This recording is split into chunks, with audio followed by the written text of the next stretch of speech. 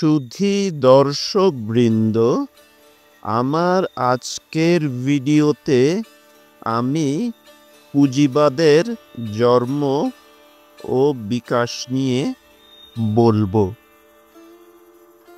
16 শতকের দিকে ইউরোপে গ্রাম ও শহরের সংযোগ বিচ্ছিন্ন হয়ে যায়। বাণিজ্য আর স্বদেশের গণ্ডিতে আবদ্ধ নয়, আন্তর্জাতিক রূপ পরিগ্রহ করেছে। ব্যাংকের পুঁজি, ব্যবসা বাণিজ্য লগ্নি শুরু হয়েছে। সরল অর্থনীতির স্থলাভিষিক্ত হয়েছে পণ্য ও মুদ্রা। শিল্পজাত দ্রব্যর চাহিদা বৃদ্ধি পাওয়ায় হস্তশিল্পের বিকাশও দ্রুততর হয়েছে। কারখানায় কারিগরের কাজ বহু গণিত হয়েছে। মালিক শুধু দেখাশোনা করে। মালের চাহিদা বেড়ে যাওয়ায় মালিক তার অধীনস্থ কারিগরদের বেশি সময় খাটিয়ে অতিরিক্ত উৎপাদন করিয়ে নেয়। নবাগত শ্রমিকদের শিক্ষানবিশকাল প্রলম্বিতকরণ, ছুটির দিন কমানো এবং পূর্বেকার সুযোগ সুবিধা হ্রাস করার কারণে অনেক স্থানের শিক্ষানবিশরা মালিকের বিরুদ্ধে বিদ্রোহ করে। গিল্ডগুলো চাহিদা মোতাবেক মাল সরবরাহ করতে না পারায় কাজের শ্রেণীবিন্যাস করা হয়। আগে কারিগর তার তৈরি করা পণ্য নিজেই বাজারে বিক্রি করত। এখন উৎপাদন ও বাজার চাহিদা এতটাই বেড়েছে যে কারিগরের পক্ষে বাজারে যাওয়ার সময় হয় না, অবশ্যই তার দরকারও হয় না। কারিগরের পুঁজির ঘাটতি পুষিয়ে দেয় ব্যবসায়ী মহাজনরা। তারাই শিল্পের প্রয়োজনীয় কাঁচামাল সরবরাহ করে, উৎপাদিত পণ্যটিও কিনে নেয়।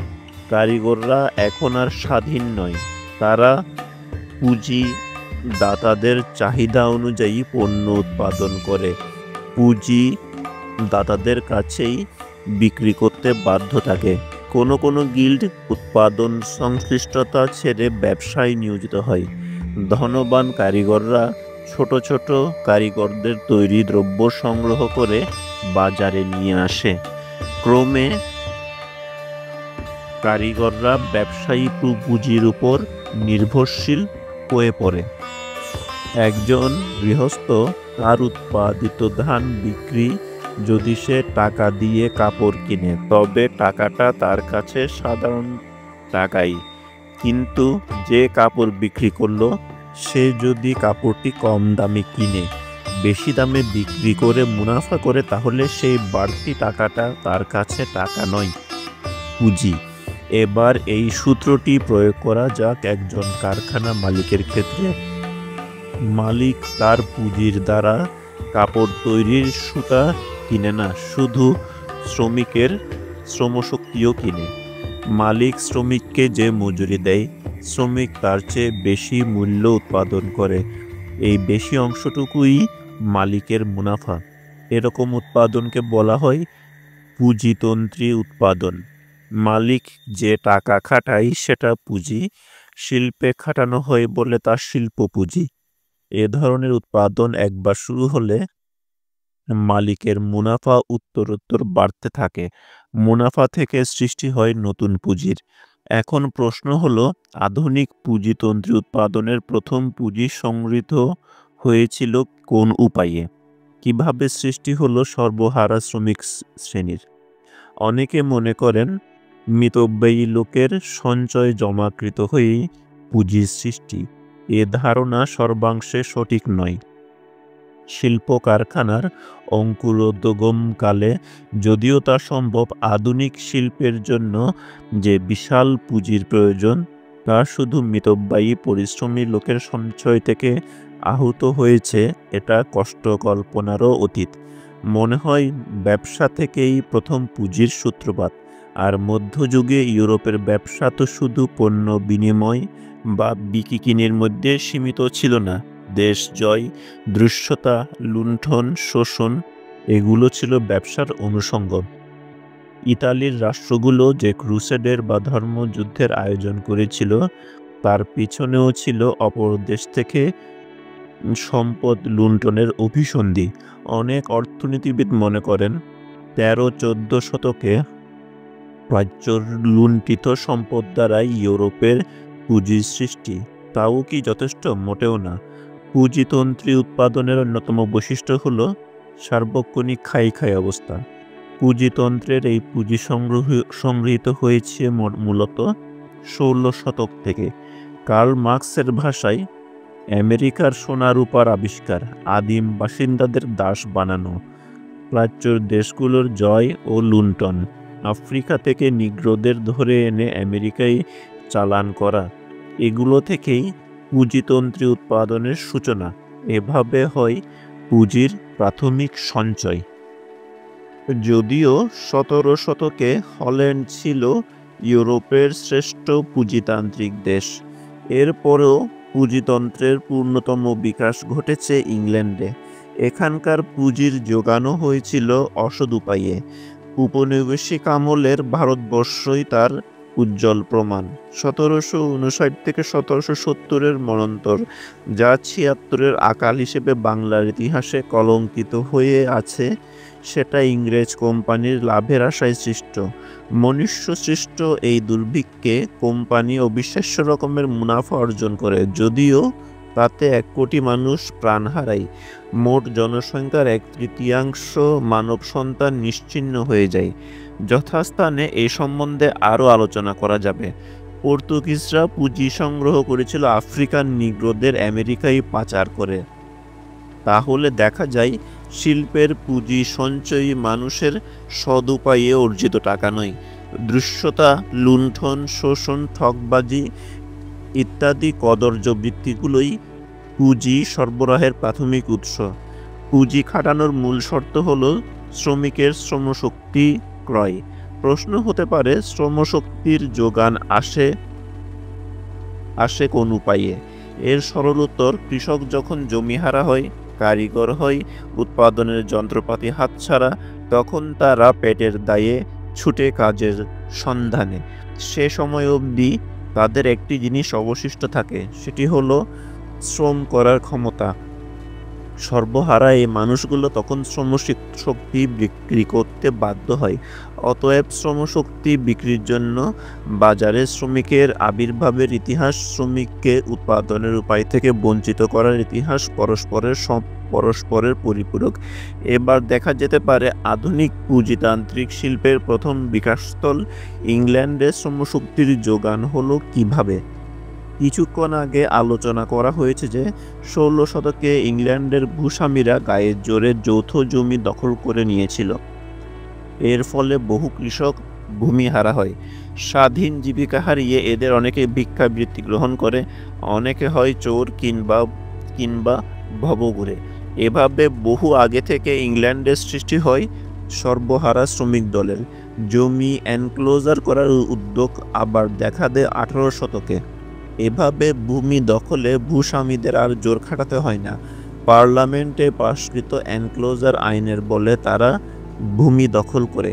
এতে একদিকে যেমন ভূস্বামীদের দখলীকৃত সম্পত্তির পরিমাণ বাড়ে, অন্যদিকে বাড়ে ভূমিহীন কৃষকের সংখ্যা।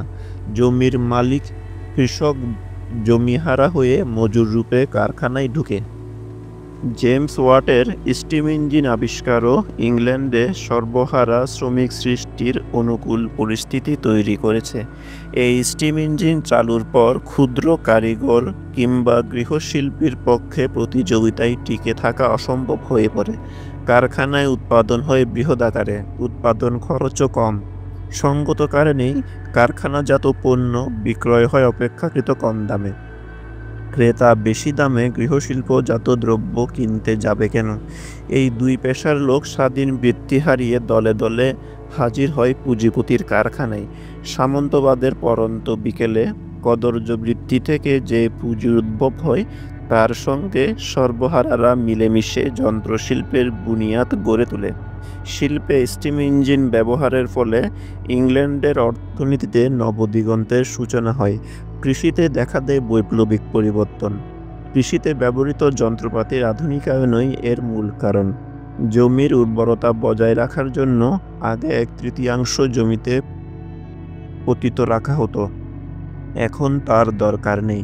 প্রথম বছর যে জমিতে খাদ্যশস্যর চাষ হয়, পরের বছর যদি ওই জমিতে ওলকপি, তৃণ, বার্লি চাষ করা হয়, তাহলেই উর্বরতা বজায় থাকে। পতিত রাখতে হয় না।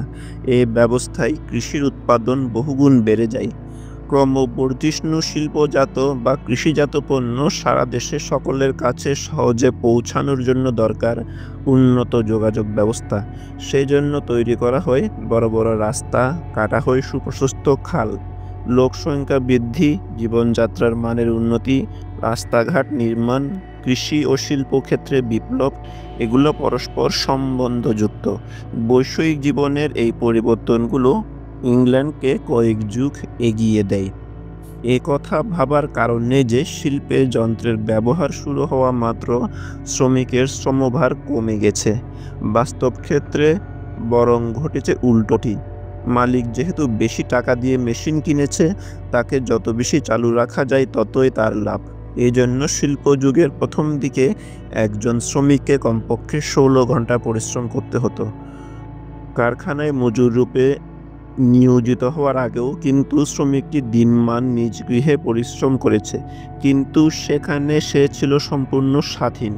কারখানার কঠোর নিয়ম শৃঙ্খলা, ঠিক সময়ে কাজ আরম্ভ ও শেষ করা, মেশিনের সঙ্গে তাল রেখে চলা, কোনোটিতেই সে অভ্যস্ত নয়।